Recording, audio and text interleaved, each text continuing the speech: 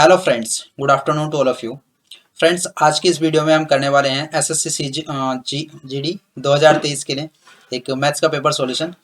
तो अगर आपके भी मार्क्स मॉक्स में कम आते हैं या फिर आपका मार्क्स में टाइम कम पड़ जाता है या आप एग्ज़ाम रूम में बैठने के बाद थोड़ा पजल हो जाते हैं क्योंकि टाइम कम होता है, तो उन सभी के लिए ये वीडियो है। आपसे अच्छे से अच्छे क्वेश्चन सोल्व करने को मिलेंगे आपको, और आप हर एक क्वेश्चन में कुछ ना कुछ नया सीखेंगे। यानी मेथड्स का चेंज होगा, जो आप जिस तरह से करते हैं मैं किस तरह से करता हूँ वो आपको सीखने को मिलेगा।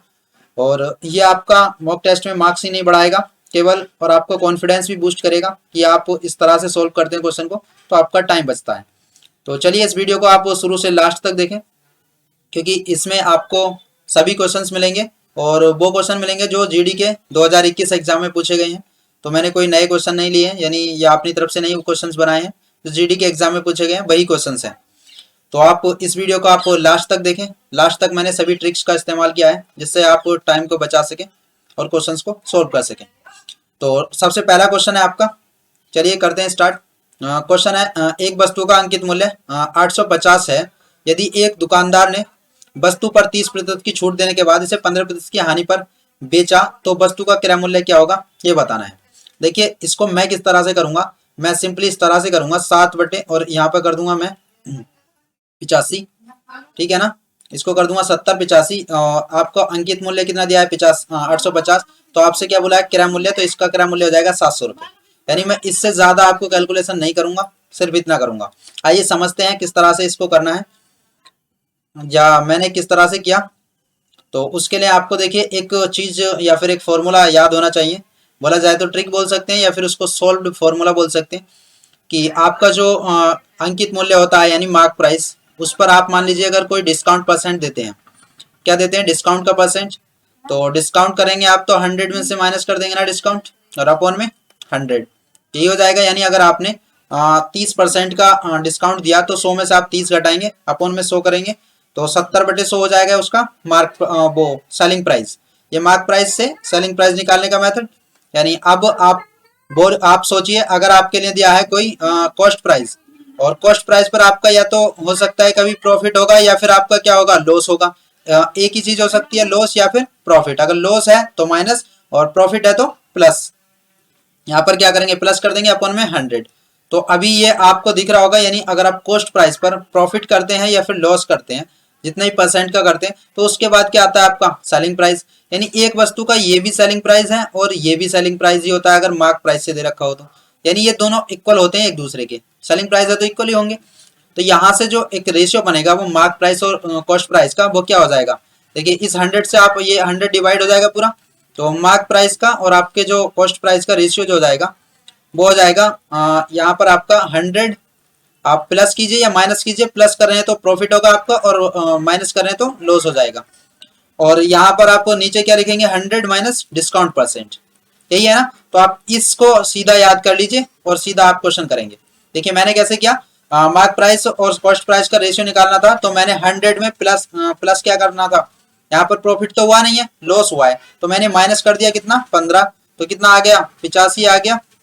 और नीचे करेंगे डिस्काउंट आपने कितने का दिया 30 का, तो कॉस्ट प्राइस और मार्क प्राइस का रेशियो क्या हो जाएगा 85 बटे 70, ये हो गया रेशियो। तो अभी जानते हैं 85 की वैल्यू कितनी दे रखी है आपको, अंकित मूल्य 850, यानी 10 टाइम दे रखा है, तो 10 टाइम क्या हो जाएगा आपका कॉस्ट प्राइस 700 रुपये। तो अब चीजें आपको समझ आ गई होंगी, इस तरह से आपको करना है। अगर इस तरह से क्वेश्चन देता है कि कोई अंकित मूल्य देता है और उस पर 10% की छूट देने के बावजूद भी आपको लाभ या हानि होती है, तो आप इस रेशियो का इस्तेमाल करें, इसको आप नोट कर लीजिए और सीधा इससे आंसर हो जाएंगे। तो ऐसी ही ट्रिक्स देखने के लिए आप पूरी वीडियो को देखें कंप्लीट। मैं अब सारी वीडियो में कुछ ना कुछ आपके लिए लेके आया हूँ मसाला, जो आपको वर्क करेगा आपके एग्जाम रूम में बैठकर, ठीक है। तो क्वेश्चन है, किसी वस्तु को एक तय मूल्य पर बेचा गया, एक तय मूल्य पर बेचा गया, इसे उस मूल्य के 4/5वें हिस्से पर बेचने पर उसको 16% की हानि होती है, तो मूल मूल्य पर अर्जित प्रतिशत लाभ ज्ञात करना है। क्वेश्चन बहुत ही आसान है, पर थोड़ा सा कॉन्सेप्ट की थोड़ी जानकारी हो तो अच्छा रहेगा, यानी जल्दी से हो जाएगा, बाकी ऐसे नहीं हो पाएगा। तो वो बोल रहा है कि किसी वस्तु को एक तय मूल्य पर बेचा गया, पर बोला है कि अगर उस मूल्य के 4/5वें हिस्से पर बेचने पर, यानी अगर पहले 5 में बिक रही थी अब 4 में बेचने पर तो उसको हानि हो जाती है। अगर 4 में बेचता है, पहले जो था वो 5 था उसका सेलिंग प्राइस, अगर वो बोल रहा है कि 4/5 में भाग यानी 4 पर बेचता है अब, तो उसको 16% की क्या हो जाती है, हानि हो जाती है। ठीक है, तो आपको बताना है कि मूल जो आपका मूल्य है उस पर अर्जित लाभ कितना था, यानी पहले जो लाभ हो रहा था वो कितने परसेंट का हो रहा था, जैसे 5 में बेचने पर कितने परसेंट का लाभ हो रहा था। तो अभी आप बताइए आपका क्या था सेलिंग प्राइस, अभी इस वक्त 4 यूनिट है, या फिर आप इसको 4 को 400 बना सकते हो, या फिर आप खाली 4 भी रहने दे सकते हो। चलिए 400 बना लेते हैं, आपके लिए आसानी रहेगी, फिर बाद में आप 4 से भी कर लेंगे आसानी से। मैं इसको 400 बना लेता हूँ, इसको 500 मान लीजिए, पहले 500 था अब 400 हो गया। ठीक है, 16% का नुकसान होता है अगर 400 पर बेचता है तो 16% का नुकसान होता है, तो मान लीजिए आप कितने पर बेच रहा है वो, 84% पर ही बेच रहा होगा ना। इसका जो सेलिंग प्राइस हो जाएगा, यानी अगर कोई वस्तु मान लीजिए 100% उसका क्रय मूल्य होता है, तो उसमें से 16% का आपको क्या हो गया, लॉस हो गया। तो अभी जो सेलिंग प्राइस कितना बचा है, 84% ही बचा है ना, यानी जो बेच रहे हो आप वस्तु के क्रय मूल्य के 84% पर बेच रहे हो, तो 84% की वैल्यू क्या है, सीधा यहाँ से लिखेंगे 84% की वैल्यू क्या है, 400 है। ठीक है, तो 1% की वैल्यू क्या हो जाएगी, 1% की वैल्यू हो जाएगी आपकी 400/84, और 100% यानी उसका क्रय मूल्य क्या हो जाएगा 100%, तो 100% की वैल्यू हो जाएगी आपकी 400 में 2 जीरो और मल्टीप्लाई कर देंगे आप, तो 2 जीरो और लग जाएंगे, इतना बटे 84। अभी आपको नहीं कर लेना है, अभी ये क्या आ गया आपका कॉस्ट प्राइस आ गया है। ठीक है ना, कॉस्ट प्राइस आ गया ये। अब बोल रहा है कि कितना लाभ हो रहा था पहले वाले मूल्य पे, तो पहले तो वो 500 की बेच रहा था ना, तो लाभ कितने का हो रहा है, तो आप सोचिए यहाँ से 500 में से क्रय मूल्य को घटाएंगे, विक्रय मूल्य में से क्रय मूल्य को घटाएंगे तो लाभ आ जाएगा आपके पास। तो 500 में से आपको क्या घटाना है, ये घटाना है आपका 40,000/84। देखिए ये इतने बड़े बड़े डिजिट इस वजह से बन गए क्योंकि मैंने 2 जीरो लगा दिए यहाँ पर, यानी अगर 4 पर आप वर्क करते या 5 पर करते तो बहुत ही आराम से बहुत कम डिजिट बनते, लेकिन आपको समझाने की वजह से मैंने ऐसे किया। तो अभी इसको मल्टीप्लाई कीजिए आप यहाँ पर करेंगे तो ये डबल जीरो ऐसे ही 5 चौक 20, 2 5 8 40, 2 42, यानी कितना आ गया 42,000, और यहाँ से माइनस करना है आपको कितना 40,000। मैंने एलसीएम ले लिया इसका और 84 हो गया, यानी इतना आ गया आपका प्रॉफिट। कितना आया है 2000/84, 2000/84 का आपको प्रॉफिट आया। कॉस्ट प्राइस क्या था आपका, ये था 40,000/84, यही था ना कॉस्ट प्राइस। परसेंटेज में लाभ बताना है तो 100 से मल्टीप्लाई कर दीजिए। ये देखिए आपके कितने हैं 4 जीरो, तो ये 3 जीरो ये खत्म, 1 जीरो यहाँ से खत्म, और इस 84 से 84 खत्म, तो ऊपर कितना आएगा 2 से 10 की गुणा करेंगे तो 20/4, 4%, या फिर बोला जाए तो 5%। ये आपका राइट आंसर हो जाएगा। क्या हो जाएगा राइट आंसर, ऑप्शन नंबर 4। ठीक है, तो इस क्वेश्चन को इस तरह से, यानी कॉन्सेप्ट की थोड़ी थोड़ी जानकारी होगी अच्छे से, अब डीप में नॉलेज होगी तो आप आराम से कर लेंगे क्वेश्चन। अदरवाइज तो आप सोचेंगे क्या ये 4 का 5 का 5 का 4 दे रखा है, पता नहीं क्या है। समझ रहे हैं ना मेरी बात। तो देखिए मैं अब इसको 4 और 5 पर करके दिखाता हूँ। मान लीजिए पहले जो उसका कॉस्ट प्राइस था 5 रुपए था, और अब उसका 4 रुपए है, तो वो बोल रहा है कि 4 रुपए में बेचने पर 16% की हानि हो रही है। ठीक है ना, 16% की हानि हो रही है। तो ये कितने की वैल्यू दे रखी है आपको 84% की, तो 84% जो आपको कितने के बराबर है 4 के। ठीक है, ये परसेंट में, तो इसका 100% कितना हो जाएगा 4/84 गुणा 100। ठीक है ना, तो ये आपका कॉस्ट प्राइस आ गया है। अब कॉस्ट प्राइस क्या है आपका 400/84। लाभ कितने का, लाभ का मान है ना आपको 5 पर, यानी 5 में बेचते हैं तो कितना लाभ परसेंट होता है यही पूछा आपसे। तो 5 में से आप माइनस कर दीजिए कॉस्ट प्राइस को, कितना आ जाएगा यहाँ से, ये हो जाएगा 8 पंजे 40 और 20 यानी 420 आ जाएगा ऊपर। तो 420 में से आप माइनस करेंगे 400 को अपॉन में 84, तो आपका जो लाभ आ जाएगा केवल लाभ वो आ जाएगा 20/84, ये हो जाएगा ना। और ये लाभ कितने पर हो रहा है 400/84 पर। अभी तो ज़्यादा बड़ी डिजिट नहीं बनी ना, क्योंकि मैंने 4 पर वर्क किया। तो सिंपली आप क्या करेंगे, इस 84 से 84 कैंसिल, और देखिए इन 2 जीरो से ये 2 जीरो, और 4 से ये 5 बार, तो राइट आंसर क्या आ जाएगा 5%। ठीक है, तो इस तरह से आप कर सकते हैं बाद में, अगर आप समझ गए हैं तो चीज़ों को। मैंने 400 करके और 500 करके भी बता दिया। चलिए आगे चलते हैं, क्वेश्चन नंबर 3। दोनों में से दोनों ही शॉर्ट मेथड है, इससे शॉर्ट नहीं हो सकता, मैंने शॉर्ट से शॉर्ट मेथड दिया था। क्वेश्चन नंबर 3 है, ए बी सी अकेले किसी कार्य को 12, 10 और 15 दिन में पूरा कर सकते हैं। तीनों एक साथ मिलकर काम करना शुरू करते हैं। 3 दिन के बाद बी और सी काम छोड़कर चले जाते हैं, तो शेष कार्य ए कितने दिन में पूरा करेगा। बहुत ही सिंपल क्वेश्चन है। आपसे बोला गया कि ए करता है उसको कितने दिन में, 12 दिन में, और बी करता है उसको 10 दिन में, और सी करता है उसको 15 दिन में। तो अभी जानते हैं आप जो मानते हैं टोटल वर्क, वो क्या मानते हैं, जितने दिन में करता है उसका एलसीएम मान लेते हैं ताकि आपको एफिशिएंसी निकालने में आसानी हो। तो एलसीएम मान लेता हूँ 60, तो 12 पंजे 60 यानी 5 वर्क करता है ए एक दिन में, और बी जो है वो 6 वर्क करता है, 15 से इसको भाग करेंगे, 15 चौका 60, तो 5 6 4 उनकी एफिशिएंसी आ गई है। अब बोला 3 दिन तक तो बी और सी काम छोड़ देते हैं, तीनों एक साथ काम करते हैं पर 3 दिन के बाद छोड़ देते हैं। 3 दिन तक सभी ने करा तो कितना हो गया, 5 4 9 6 15, 15 यूनिट एक दिन में काम करते हैं, और कितने दिन तक करते हैं, 3 दिन तक, यानी 45 काम ये कर लेते हैं। तो उसके बाद बी और सी छोड़कर चले जाते हैं। शेष कार्य को ए द्वारा कितने दिन में पूरा होगा। शेष कार्य कितना बचा है, देखिए हमने माना था 60, 45 वर्क उन्होंने कर दिया है कितने दिन में, 3 दिन में। बचा कितना है अभी, 15 यूनिट वर्क बचा है ना, वो किसको करना है, ए को करना है। तो ए की इफिशियंसी क्या है, एक दिन में वो 5 करता है, तो 15 कितने दिन में कर लेगा, 5 से भाग करेंगे 3 दिन में। तो राइट आंसर क्या हो जाएगा, शेष कार्य को वो 3 दिन में कंप्लीट कर लेगा। तो ये बहुत ही छोटा सा था क्वेश्चन, आप भी ऐसे ही करते होंगे, पर आगे क्वेश्चन मिलेंगे आपको जो नए मेथड से मिल सकते हैं। एक आयताकार खेत की लंबाई और चौड़ाई इतने का अनुपात इतना है, यदि 2 रुपये प्रति मीटर स्क्वायर पर खेत की जुताई की लागत इतने रुपए है, तो खेत की लंबाई ज्ञात कीजिए। तो आपको क्या दिया है, खेत की आपको जो लागत है पूरा जुताई की वो दे दी है, और 2 रुपये प्रति मीटर स्क्वायर से वो खेत को जोतता है। तो अभी आप बताइए 600 रुपये टोटल लगते हैं, और 1 मीटर स्क्वायर को उसको जोतने में 2 रुपये का खर्च आता है। कितने का, 2 रुपये का खर्च आता है। तो 2 से आप भाग कर देंगे रुपये को, जो टोटल को 1 मीटर स्क्वायर को 2 रुपये आता है, और वो 600 रुपये टोटल खर्च करता है। तो आपका जो वो हो जाएगा, यानी एरिया जो आ जाएगा वो कितना आ जाएगा, 300 मीटर स्क्वायर, यही आ जाएगा ना।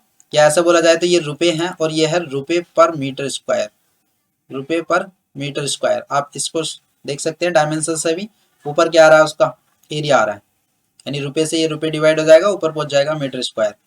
तो अभी समझ आ गया होगा, यानी मैंने डिवाइड कर दिया किससे, जो दर दे रखी है। या फिर ऐसे बोलिए आप, अगर आप 500 रुपए की कोई वस्तु खरीदते हैं, 500 रुपए की कोई वस्तु खरीदते हैं और एक वस्तु 2 रुपए की है, तो टोटल कितनी वस्तुएं खरीदी हैं यही निकालना है। तो 600 से आपको 2 रुपए की प्रत्येक मीटर स्क्वायर की जुताई दी, तो मैंने भाग करा, तो कितने मीटर स्क्वायर आ गया एरिया, 300 मीटर स्क्वायर। अभी आपको देखिए खेत की लंबाई और चौड़ाई का अनुपात दे रखा है, कितना दे रखा है, 4 होती है। तो अभी आप जानते हैं एरिया क्या होता है, लंबाई गुणा चौड़ाई। तो इसकी लंबाई गुणा लंबाई और चौड़ाई एग्जैक्ट तो दे नहीं रखी है, क्या दे रखी है, रेशियो में दे रखी है। तो मैंने मान लिया उसकी जो लंबाई है वो 4x है, और चौड़ाई जो है वो 3x है। आप जानते हैं जब रेशियो बनाते हैं तो हम उसके HCF को उसमें से डिवाइड कर देते हैं, या फिर कोई एक नंबर होता है, कौन सा कॉन्स्टेंट नंबर होता है, जिसको दोनों में से हम हटा देते हैं या डिवाइड कर देते हैं। तो मैंने x ही इनमें क्या कर दिया, मल्टीप्लाई कर दिया, तो ये टोटल उसकी क्या हो गई, लंबाई, और ये चौड़ाई होगी। अब इन दोनों की गुणा किसके बराबर होनी चाहिए, एरिया के बराबर, 300 मीटर स्क्वायर के। तो ये हो गया 12x स्क्वायर बराबर होना चाहिए किसके, 300 के। एक्स स्क्वायर बराबर हो जाएगा आपका, 12 से भाग करेंगे इसको, 12 दूनी 24, 12 पंजे 60, यानी x बराबर कितना आ गया, 5। x की वैल्यू 5 आ गई, और आपसे लंबाई पूछे तो लंबाई क्या थी आपकी, 4x। 5 में x की जगह पर क्या रख देंगे आप, 5, और 5 कितना हो जाएगा, 20। तो 20 मीटर आपकी लंबाई आ गई है। चौड़ाई पूछता तो आप 3 में मल्टीप्लाई कर देते 5 से, 15 मीटर चौड़ाई हो जाती। ठीक है, आगे चलते हैं।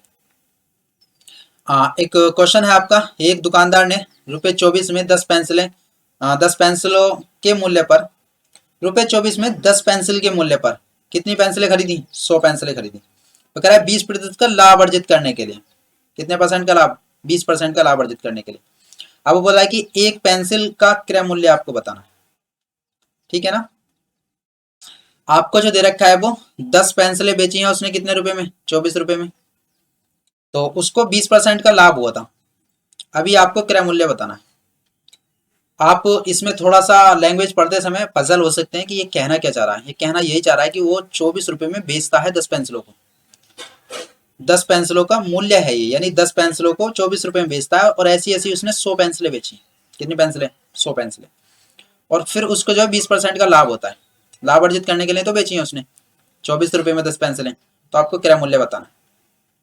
आई होप आपको अब समझ आ गया होगा क्वेश्चन पढ़ने में। चलिए, तो अगर 10 पेंसिलें 24 रुपए में बेची है, तो एक पेंसिल का मूल्य कितना हो गया, 2.4 रुपये। ये हो जाएगा ना, 10 से भाग कर दिया मैंने 24 को, तो एक पेंसिल का जो विक्रय मूल्य है ये 20% का लाभ होता है। फ्रैक्शन देखिए मैं पहले ही बता चुका हूँ आपको, परसेंटेज आप पढ़ रहे थे। मैंने लेक्चर भी चल रहे हैं आपके जीडी के लिए, परसेंटेज चैप्टर चल रहा है तो उसमें परसेंटेज अच्छे से समझा रहा हूँ मैं, हर एक टाइप क्लियर कर रहा हूँ। तो आप उस वीडियो को भी जरूर जाके देखिए और इस वीडियो को भी आप कंटिन्यू रखिए, क्योंकि इससे आपके प्रैक्टिस बनी रहेगी और उससे आपके कॉन्सेप्ट क्लियर हो जाएंगे। तो 20% का लाभ हो रहा है, मतलब 1/5 रेशियो हो जाएगा। तो बेची कितने पर आए, एक लाभ पर बेच रहा है, 5 रुपए की वस्तु है तो 6 रुपए में बेच रहा है, और आपका कॉस्ट प्राइस कितना है 5 है। तो आपको दे रखा है ये विक्रय मूल्य तो दिया, यानी ये 6 की वैल्यू दे रखी है और आपसे 5 की वैल्यू पूछी है। तो ये 6 से आप डिवाइड करेंगे तो ये कितना हो जाएगा, 6 चौक 24, यानी 0.4, और 5 की मल्टीप्लाई आप 20 में करेंगे तो ये आ जाएगा 2 रुपये या 2.0 रुपये। तो राइट आंसर हो जाएगा आपको ऑप्शन नंबर 3। ठीक है, क्वेश्चन को अच्छे से पढ़ना है, गलती नहीं करनी है। क्वेश्चन नंबर आपका 9 दिया है, एक निश्चित धनराशि चक्रवृद्धि ब्याज की एक निश्चित दर पर 2 वर्षों में 2 गुनी हो जाती है, और उसी चक्रवृद्धि ब्याज की दर पर यह कितने वर्षों में 4 गुनी हो जाएगी। तो ये तो 2 गुनी और 4 गुनी की बात कर रहा है। अगर आप कभी भी 8 गुनी 9 गुनी कितने भी गुनी की बात करेंगे मैं सब बता दूंगा, 1 मिनट आप तसल्ली से बैठिए। इसका आंसर करना हो तो आप इस तरह से कर सकते हैं शॉर्ट में। देखिए 2 गुनी कितने वर्ष में होती है, और 2 गुनी कितने वर्ष में हो रही है, 2 गुनी 2 वर्ष में हो रही है। तो 4 गुनी करनी है, यानी 2 की पावर 2 गुनी हो गई है, तो इसमें 2 से आप सीधा मल्टीप्लाई कर दिए, 4 वर्ष में हो जाएगी। अगर आपसे बोलता है कि 8 गुनी कितने वर्ष में होगी, अब 4 गुनी की बात कर रहा था ना ये, तो 4 गुनी कितने वर्ष में हो जाएगी, 4 वर्ष में। अगर आपसे बोलता कि 8 गुनी कितने वर्ष में होगी, तो वो कितने 8 गुनी को क्या लिख सकते हो आप, 2 की पावर 3, तो 3 की मल्टीप्लाई सीधा इस 2 में कर दीजिए, 6 वर्ष में हो जाएगी 8 गुनी। अगर आपसे बोलता कि वो 16 गुनी कितने वर्ष में हो जाएगी, तो 16 को लिख सकते हो 2 की पावर 4, 2 की पावर 4, यानी जितने गुनी करनी हो उसको पहले जो आपको बोल रहा है कि कितने वर्ष में कितने गुनी हो रही है उसका पावर में लिखते रहिए। तो 2 की पावर 4 यानी 16 को लिख सकते हैं, तो 16 गुनी 4 की मल्टीप्लाई 2 में कर दीजिए, 8 वर्ष में हो जाएगी। ठीक है, ऐसा कैसे बोल रहा हूँ, कैसे हो रहा है अभी समझते हैं। ठीक है, चलिए पूरी तसल्ली के साथ पूरा आंखें और अपना तन मन सब से तैयार हो जाइए, अच्छे से समझेंगे। आपको जो बोला जाता है वो अमाउंट यानी प्रिंसिपल का जो आपका कंपाउंड इंटरेस्ट का जो फॉर्मूला होता है, उसमें अमाउंट इक्वल होता है आपका प्रिंसिपल और 1+r/100 की पावर n होता है, यही होता है ना। तो इसी फॉर्मूले का यूज करेंगे। अब वो बोल रहा है कि 1 वर्ष में कितने गुना हो जा रही है, 2 गुनी हो जा रही है।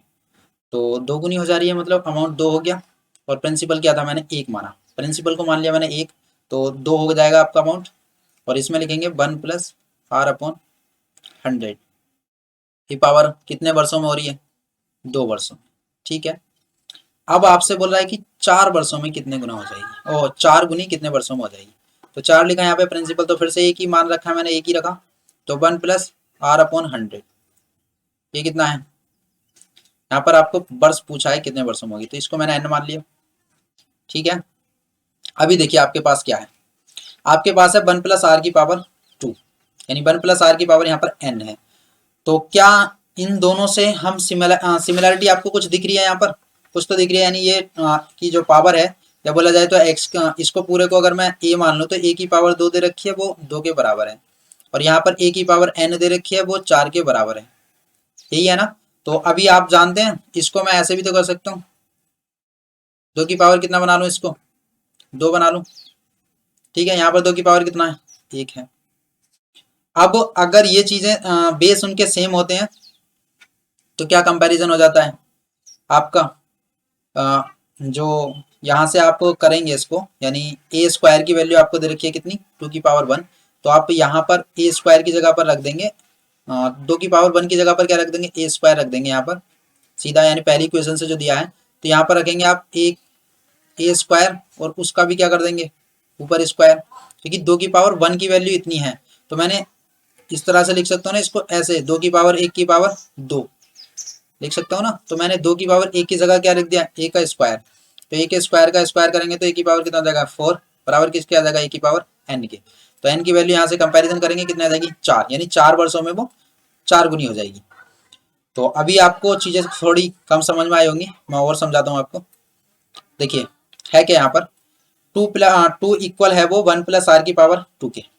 ठीक है, तो 1+r की पावर 2 जो है वो 2 के बराबर।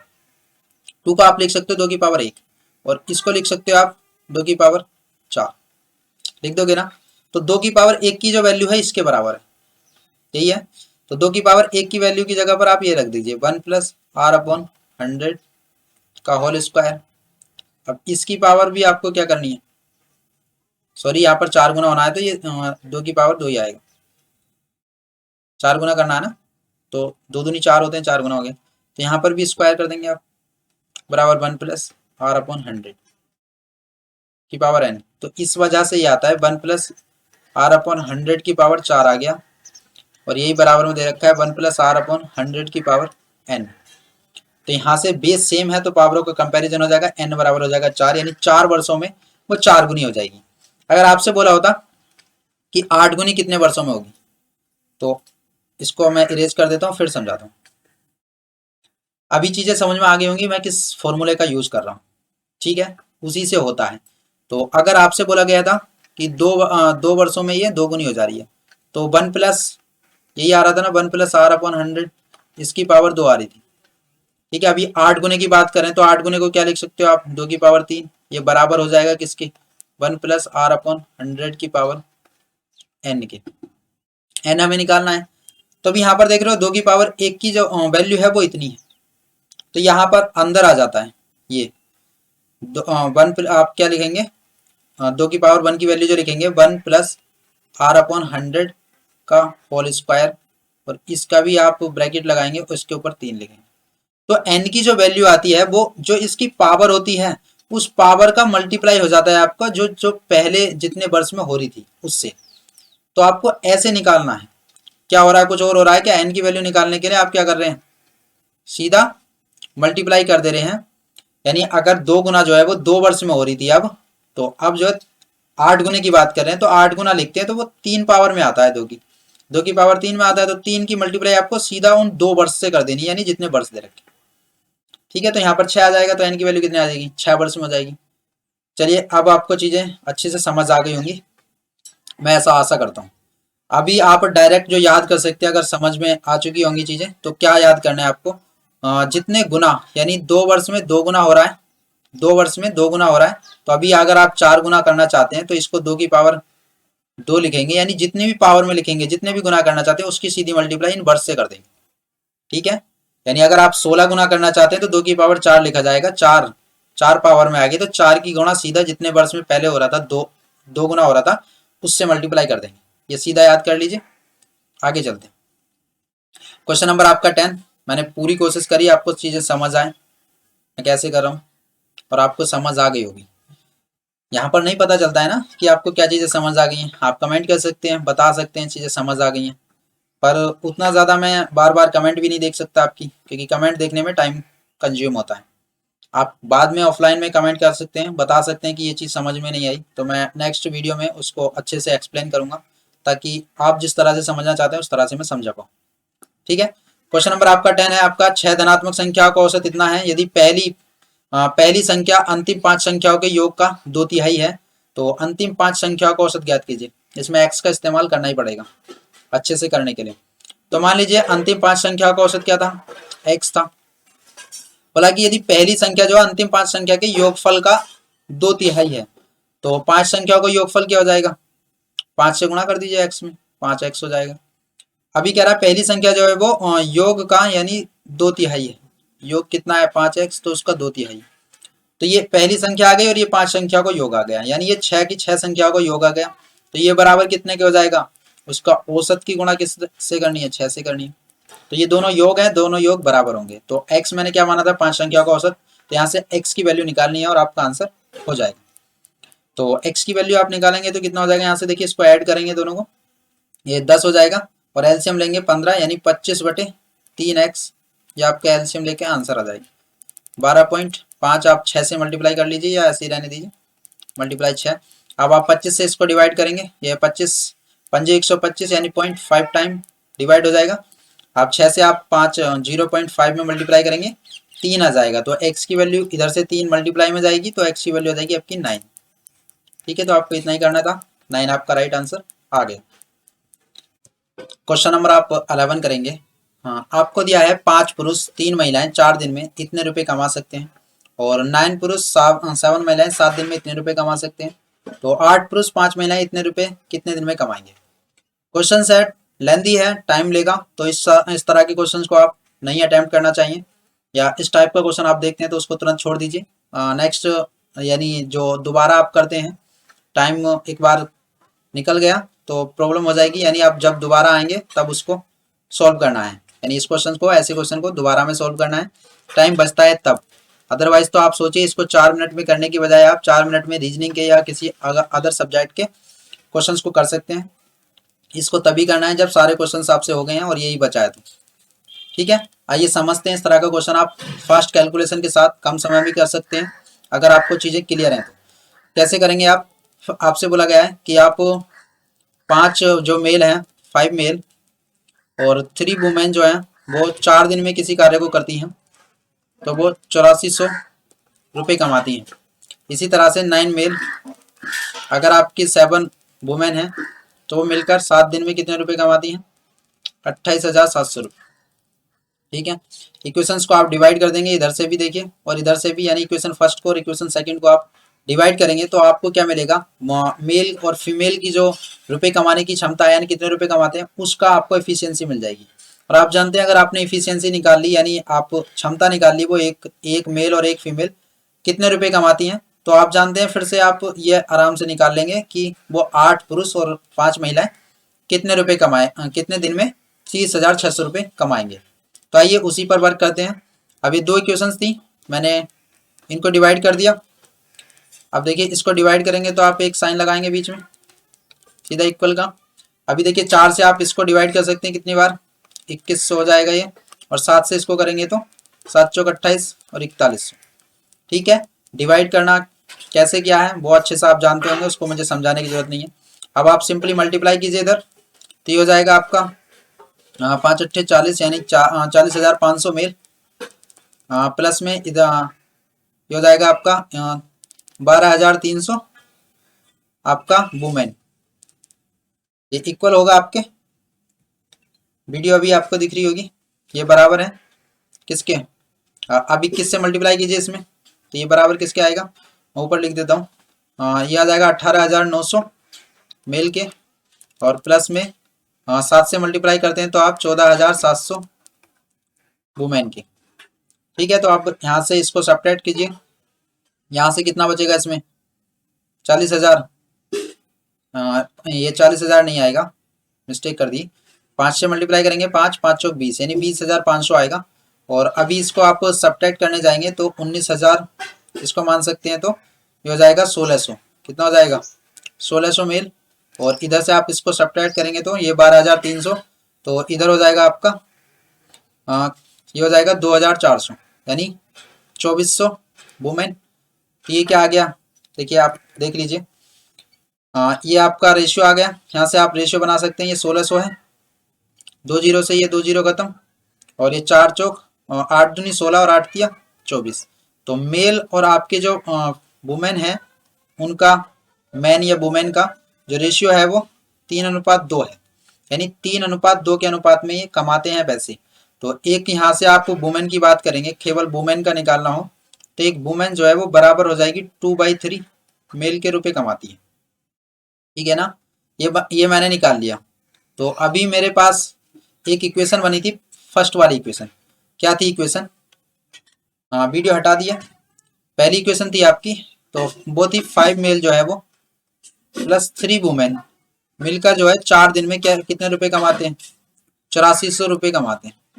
तो मैं यहाँ पर वुमेन की जगह पर लिख सकता हूँ 2/3 मैन, तो यहाँ पर मैं लिखूंगा, यहाँ पर वुमेन को हटा दूंगा यहाँ से, और 2/3 क्या लिख दूंगा, मैन लिख दूंगा। तो मेरे पास में यहाँ से मैन कितने रुपए कमाता है वो निकल आएगा, 3 से 3 काट देंगे आप, तो ये हो जाएगा 7 मैन, जोड़ेंगे तो मल्टीप्लाई में 4 इक्वल 8400, यही आ जाएगा ना। तो अभी आप इसको डिवाइड कीजिए, 7 और 4 दूनी 8, 2100 हो जाएगा, और 7 से डिवाइड करेंगे तो 300 बार कट जाएगा, यानी एक मैन जो है वो 300 रुपये कमाता है। ठीक है, तो इसी इक्वेशन में आप दोबारा से पुट कर दीजिए, वुमेन का निकल आएगा। फर्स्ट इक्वेशन में आप मेल का आप 300 रुपये कमाता है, तो 5 मेल कितने रुपए कमा लेंगे? 1500 प्लस 3 वुमेन आपको निकालना है कि कितने दिन में कमाना चाहिए? 4 दिन में कितने रुपए आना चाहिए? 8400 रुपये। 4 से इसको भाग कर देंगे आप, 2100 बार हो जाएगा, और 1500 2100 में से घटाएंगे तो कितना आ जाएगा? 600 रुपये आ जाएगा। यानी एक वुमेन जो है कितने रुपए कमाती है? केवल 200 रुपये। तो आपको इतनी बड़ी कैलकुलेशन करनी पड़ी, और इस क्वेश्चन को इसी तरह से किया जा सकता है, तो मैंने भी उसी तरह से किया, पर आपको चीजें समझ आ गई होंगी। ठीक है, तो इस तरह से आपने वुमेन का इतने रुपए निकाल लिया, इतने रुपए वो कमाएगी, और मेल आप कितने रुपए कमाएगा? 300 रुपये कमाएगा। तो आप इसमें रख सकते हैं 8 मेल कितने रुपए कमा लेंगे एक दिन में? ये हो जाएगा 2400 रुपये। कितने रुपए कमाएंगे? 2400। इधर कर देता हूँ। और 5 आपकी जो वुमेन है वो कितने रुपए कमा लेंगी? 1000 रुपये। एक दिन में 1000 रुपये कमाएंगे ना, क्योंकि 200 रुपये कमाती है एक। तो एक दिन में दोनों मिलकर कितने रुपए कमाते हैं? ये 3400 रुपये कमाते हैं। और आपसे पूछा है कि 30,600 रुपये कितने दिन में कमाएंगे, तो एक दिन में 3400 रुपये कमाते हैं, तो 30,600 रुपये कितने दिन में कमाएंगे? डिवाइड कर देते हैं। चलिए, अब सिंपल आप डिवाइड करना है तो आप 200 खत्म, 34 से ये कितनी बार चला जाएगा? डिवाइड कीजिए इसको। 17 दूनी 34, और यहाँ से आप भाग करेंगे 17 ही करना, 17, और 17 अट्ठे 136, 2 से आप भाग करेंगे, 2 9 18, तो आप कितनी बार चला जाएगा ये? 9 टाइम। तो 9 दिन में रुपए कमाएंगे वो 30,600। आई होप आपको चीज़ें क्लियर हो गई होंगी। ठीक है, आगे चलते हैं। ऐसा क्वेश्चन आपका उसमें भी बनता है टाइम एंड वर्क में, यानी इतना वर्क दे देता है वो, तो इस वर्क को जो है कितनी महिलाएं करेंगी वो बताना होता है, या फिर महिला और कितने पुरुष मिलकर इस कार्य को करेंगे तो ये बताना होता है। उसमें भी थोड़ा इस तरह से ही करना होता है, पर उसका थोड़ा कैलकुलेशन कम होती है उसमें। इसमें अगर कम आ रहा है तो इसमें ज़्यादा हो जाती है। चलिए आगे करते हैं। आपका क्वेश्चन नंबर 12। क्वेश्चन नंबर 12 है, एक निश्चित धनराशि इतने प्रतिशत वार्षिक साधारण ब्याज की दर पर इतने वर्षों में इतने रुपए हो जाती है। उसी धनराशि का इतने प्रतिशत ब्याज की दर पर इतने रुपए साधारण ब्याज x का मान आपको बताना है। साधारण ब्याज बताना है x।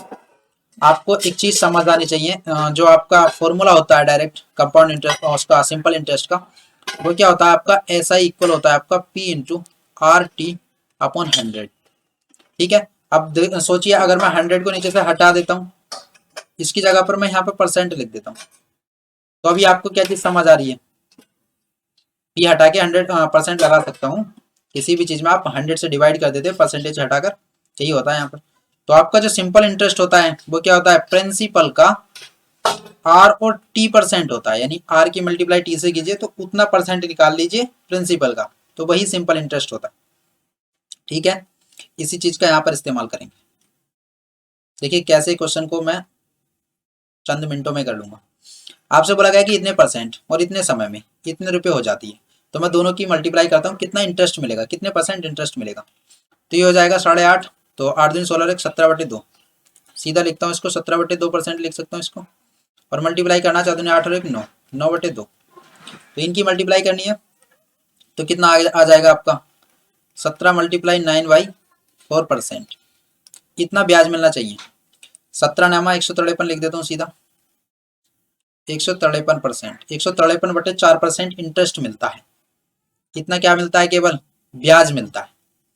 और आपको दे रखा है ये अमाउंट इतने रुपए हो जाती है, तो आप इसमें 100% और जोड़ देंगे, यानी इसमें क्या करेंगे आप? 100% और जोड़ देंगे, यानी ब्याज को भी उसको अमाउंट को भी जोड़ेंगे, तो ये इतना आ रहा है। इसमें आप ऐड कीजिए 100%, 100% आप ऐड करेंगे तो कितना हो जाएगा? 400 और 1 500, 553/4%। ठीक है ना, या फिर सीधा बोला जाए तो मैंने 1 प्लस कर दिया इसमें, तो 1 ही तो होता है ना पूरा 100%, तो 553/4% आपका क्या हो जाएगा? अमाउंट हो जाएगा। तो 553/4% की वैल्यू आपको क्या दे रखी है?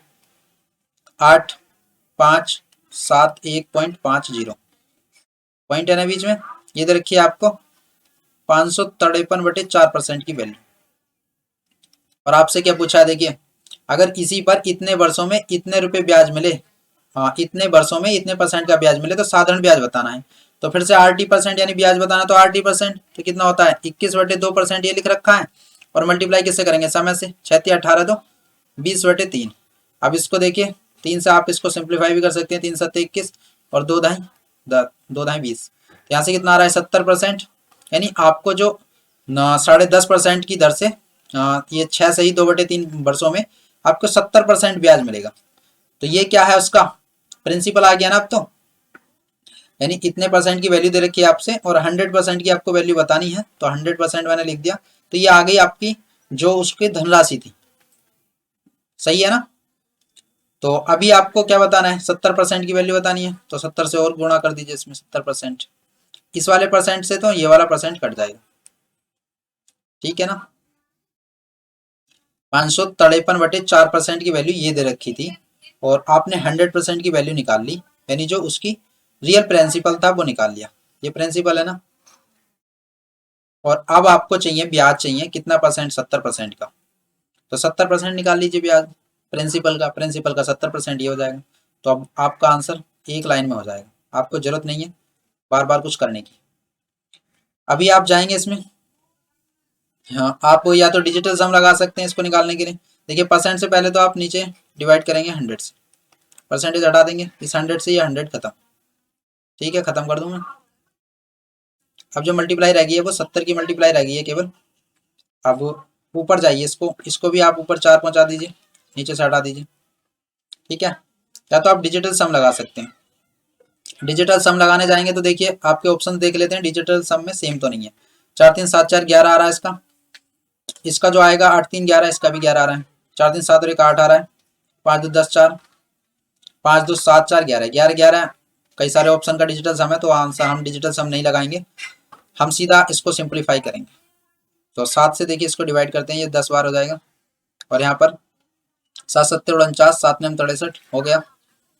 अब 4 से तो डिवाइड हो नहीं सकता, और किससे हो सकता है, ये 79, 9 7 16, 79 से डिवाइड हो सकता है कुछ टाइम, 79 से, 79 तो एक प्राइम नंबर है तो ये नहीं होगा। चलिए करते हैं सीधा, पहले 4 से मल्टीप्लाई कर लीजिए, इसमें ऊपर वाले को लिख लीजिए, 4 से मल्टीप्लाई करेंगे आप। तो 4 से मल्टीप्लाई करते हैं तो कितना हो जाएगा, ये 00 और 4 पंजे 20, 0 2 बचेगा, 4 1 4 2 6, 4 7 28 का 8 2, 4 5 20 2 22 2 और 8 चौक 32 2 34। ये 79 हटा देता हूँ यहाँ से, 34 लिखता हूँ सीधा। और अब आपको किससे डिवाइड करना है, 79 से डिवाइड करना है, ठीक है ना। तो x का मान आपको मिल जाएगा। तो कीजिए डिवाइड, 79 से आप डिवाइड करने जाएंगे तो कितने टाइम्स हो जाएगा पहले। तो इसमें 4 4 ऑप्शन दे रखे हैं, पहले 4 बार करेंगे। सिंपली आप इसको डिवाइड कीजिए, 4 बार करेंगे तो इसको 80 मान लीजिए, अप्रोक्सीमेट आंसर निकाल लीजिए। 79 लिख रहा है तो 80 मान लीजिए, 1 0 से 1 0 खत्म हो जाएगा। 8 से इसको डिवाइड कीजिए, 8 चौक 32। अप्रोक्सीमेशन लगाना बहुत जरूरी है, 79 का टेबल हमारे याद नहीं है, हम नहीं कर सकते, देर लग जाएगी। 8 चौक 32 किया और उसके बाद में 22 हो जाएगा, तो 8 दूनी 16 और 8 तो यहाँ से 8 8 जा 64 हो जाएगा, ठीक है। 64 के बाद फिर से 46 हो गया, पंजे 40, यानी 4200। इतने के पास में कोई ऑप्शन दिख रहा है आपको, 4285 के आसपास में। देखिए 4100 ये तो कम है, जबकि हमारा आंसर और भी ज़्यादा आना चाहिए 4200 से भी। तो 4200 से ज़्यादा क्या है, ऑप्शन नंबर फर्स्ट 43 4340। तो ये आपका राइट आंसर हो जाएगा। मैंने पूरी कैलकुलेशन भी नहीं की, अप्रोक्सीमेशन से आंसर कर लिया। तो ये आप भी ऐसे ही करेंगे, चाहे आप एग्जैक्ट कैलकुलेशन करके देख सकते हैं, तो लगभग में यही आंसर आ जाएगा, सही है ना। ठीक है आगे चलते हैं। अगला क्वेश्चन आपका, क्वेश्चन नंबर आपका 16 है। एक व्यक्ति 12 घंटे में एक यात्रा पूरी करता है, वह इस यात्रा का आधा भाग 21 किलोमीटर प्रति घंटा की गति से और आधा भाग वो 24 किलोमीटर प्रति घंटा की गति से तय करता है। तो यात्रा की पूरी कुल दूरी बतानी है। जब इस तरह से बोले नहीं भाग, आधा भाग बोले, 2/3 भाग बोले, या फिर बोले 1/4 भाग इतनी दूरी से करता है और इतनी चाल से करता है और इतनी चाल से 3/4 करता है, आपको टेंशन लेने की जरूरत नहीं है। आप क्या करेंगे, अपनी तरफ से आप डिस्टेंस मान लेंगे। क्या मानेंगे, अपनी तरफ से डिस्टेंस। और अपनी तरफ से डिस्टेंस जो मानेंगे वो जितनी भी चालें दे रखी हैं, जितने पार्ट में वो उसको चल रहा है, तो यहाँ पर 2 पार्टों में चल रहा है, 2 बार में चल रहा है, तो 21 और 41 का आप एलसीएम मान लेंगे उसकी कुल डिस्टेंस। तो कुल डिस्टेंस मैंने एलसीएम मानी तो कितना हो जाएगा, ये 7 या 21 और यहाँ पर 3 8 24, यानी 21 चौक 84 हो गया, और 21 अट्ठे करना था, हाँ 21 अट्ठे करेंगे तो यानी 21 मल्टीप्लाई 8 कर लिया।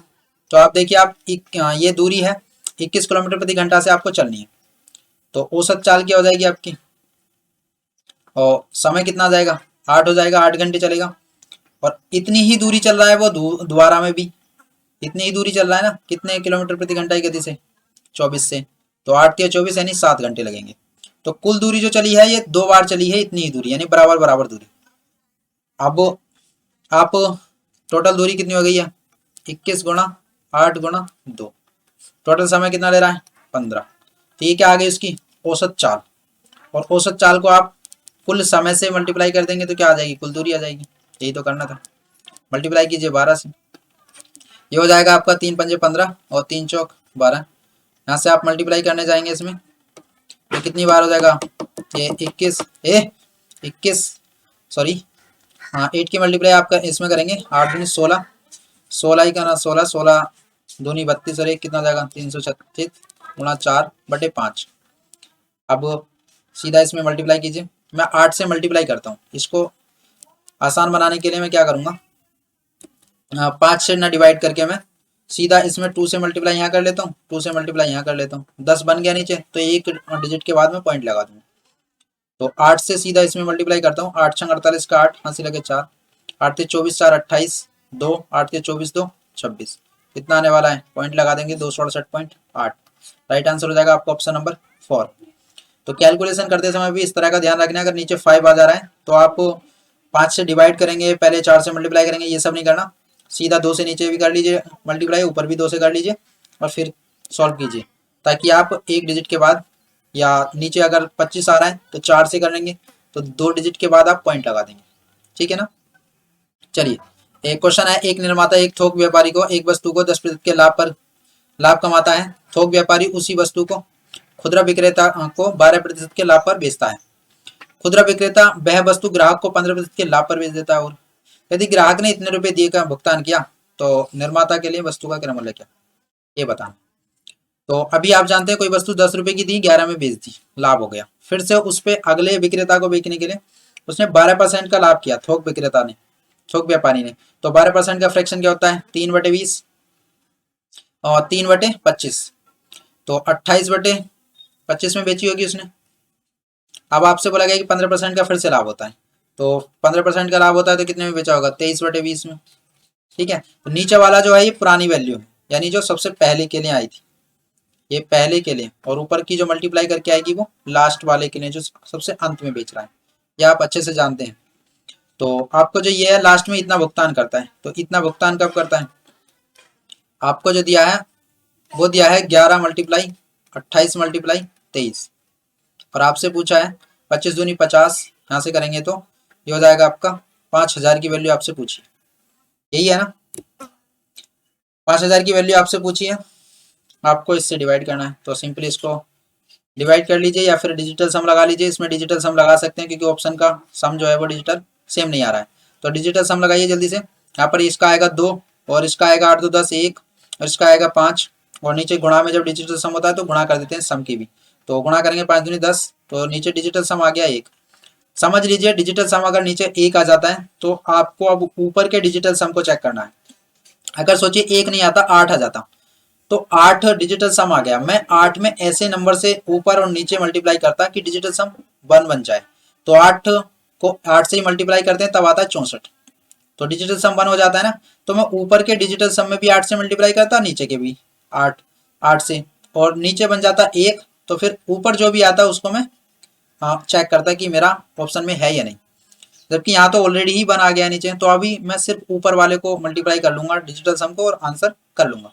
तो ऊपर वाला जो डिजिटल सम है वो कितना है, 5 4 9 और 10 2 12, यानी 3 यहाँ से आ गया और 5 यहाँ से, 5 3 15, 15 आ रहा है ऊपर, तो 15 का डिजिटल सम भी करेंगे तो 6 आ जाएगा।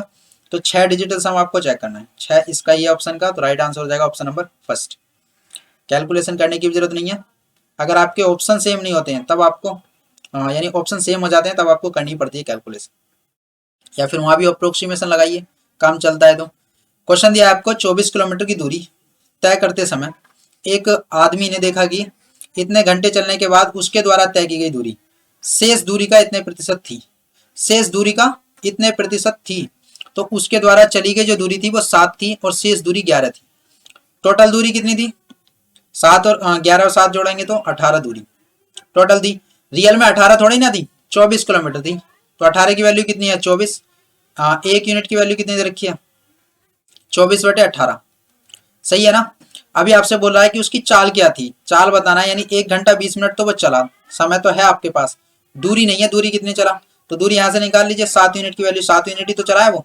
तो 7 यूनिट की वैल्यू निकालेंगे तो आप क्या करेंगे? 24/18 में आप मल्टीप्लाई करेंगे कितने से? 7 से। तो ये दूरी इतनी चला था, ठीक है ना। इतनी दूरी चला है, कितने समय में चला है? 1 घंटा 20 मिनट में। 1 घंटा 20 मिनट को आप फिर से घंटे में बनाएंगे तो ये हो जाएगा 20×3 = 60, यानी 1/3, और 3 गुना 3 और 1 4/3। घंटे में कन्वर्ट करेंगे तो 4/3 घंटे आ जाएगा। ठीक है, तो चाल आ गई। अब चाल आप सीधा कैलकुलेशन कर लीजिए और आंसर आ जाएगा। तो कैलकुलेशन करेंगे, 3 छंग 18, इससे 6 चौक 24 हो जाएगा ये, इस वाले 4 से 4 खत्म, 7 आ जाएगा आपका। 7 किलोमीटर प्रति घंटा उसकी चाल हो जाएगी। तो आप ना कैलकुलेशन एक एक पॉइंट पे करके मत देखा करो, ऐसे मतलब पूरा कैलकुलेट करते हो फिर करते हो, अरे ऐसा नहीं करने की जरूरत है। कैलकुलेशन को ऐसे ही छोड़ दिया करो, फिर बाद में लास्ट तक जाया करो, उसमें स्टेप ऐड करते रहा करो। अपने कॉन्फिडेंस रखा करो, जो मैं कर रहा हूँ सही कर रहा हूँ। कॉन्फिडेंस आता है प्रैक्टिस से, प्रैक्टिस कीजिए, कॉन्फिडेंस आ जाएगा। तो आप जानते हैं लास्ट में जब हम कैलकुलेशन को करते हैं तो वहां कहीं ना कहीं हमारे पास समय बच जाता है, या फिर हम आसानी से उनको सिंप्लीफाई कर पाते हैं। क्वेश्चन है आपका, दो संख्याओं का गुणनफल इतना है, उनका महत्तम समवर्तक अगर 18 है तो ऐसी संख्याओं के युग्म संभावित कितने होंगे, ये बताना। तो अभी आपको पूरा एलसीएम समझ आता होगा या आपने समझा होगा। एक बार और मैं बता देता हूँ।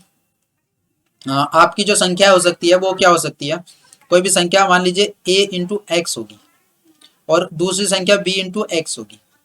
x मैंने बोल लिया है, यानी ये अगर मैं निकालूंगा किसी ना किसी नंबर से मल्टीप्लाई करेगी, और x जो यहाँ पे क्या होता है उसका HCF होता है। समझ आ गई चीज? ax जो है वो और bx पूरी एक संख्या है, यानी बोला जाए तो 4×3 = 12 और 4×5 = 20। तो यहाँ पर क्या लिख रखा है, ये मैंने 4×3 और यहाँ पर लिख रखा है 4×5। तो संख्या तो है वो 20 है, पर उसको मैं तोड़ के ऐसे भी लिख सकता हूँ, तोड़ के ऐसे भी लिख सकता हूँ। तो इनका HCF पूछा जाएगा तो कितना आ जाएगा? 4 आ जाएगा, यानी जो दोनों में कॉमन है। तो कॉमन इन दोनों में भी क्या था? अलजेब्रा फॉर्म में लिखा था मैंने, तो x था। तो इनका HCF डायरेक्ट पूछा जाए तो 4, और ऊपर जो लिखी है संख्या उनका HCF पूछा जाए तो x। अभी चीज समझ आ गई? यानी HCF जो होता है वो हर एक संख्या में मल्टीप्लाइड होता है ऑलरेडी, ठीक है ना। तो अभी आप समझ गए होंगे कि अगर मैं 19,000 ये 440 लिखा है तो इसका मतलब है कि a×x करा है और b×x भी करा है, ठीक है। तो इसमें x यानी HCF जो वो 2 बार मल्टीप्लाइड है। तो HCF कितना है? और देखिए, 1 मिनट सुनिए, जब आप दो संख्याओं में से HCF को हटा देंगे या फिर उनका रेशियो जो बनाते हैं, रेशियो बनाते हैं ना, तो उस वक्त आप HCF को काट देते हैं, और HCF काटने के बाद जो संख्याएं बचती हैं वो एक दूसरे के कोप्राइम होती हैं। क्या होती हैं?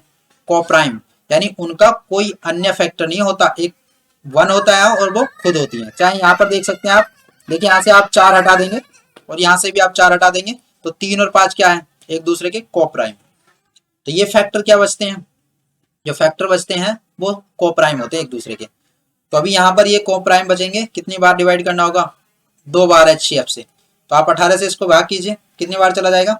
18 के ना 18 और 18 × 144। देखिए 3 संख्या को एक साथ काट रहा हूँ तो एक जीरो बीच में लगाऊंगा। फिर 18 × 5 = 90, 18 × 6 = 108। तो ये डिवाइड करके कितना आ जाएगा? 60। और 60 अगर मैंने किया है, देखिए यहाँ पर जैसे ये दो संख्याएं थी तो इनमें x यानी उसके HCF से 2 बार मैंने डिवाइड कर दिया, तो उनका क्या बचा है?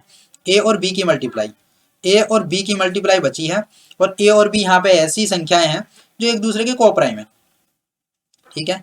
जोड़े इसी तरह से निकाले जाते हैं। यहाँ पर गुणनफल दे रखा है, कहीं पर जोड़ देता है, तो उसमें भी a और b मानना होता है, आपको इस तरह से निकालना होता है।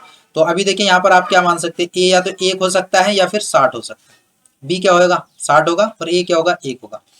और उसके बाद आप करने जाएंगे तो 2 30 तो मान नहीं सकते, क्योंकि 2 और 30 में 2 क्या आ रहा है? फिर से कॉमन आ रहा है, तो उसको वो पेयर तो हो नहीं सकता। आपका जो होगा वो 3×20 हो सकता है, हो जाएगा। फिर उसके बाद आपका क्या हो सकता है? 4×15 हो सकता है, 15 चौका 60। ये एक दूसरे के कोप्राइम है ना, कोप्राइम फैक्टर लेने हैं बस, 60 के कोप्राइम फैक्टर।